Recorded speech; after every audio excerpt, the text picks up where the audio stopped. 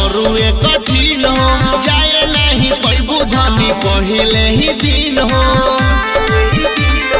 बाबा के नामा घर में से जप नमः शिवाय बम बम।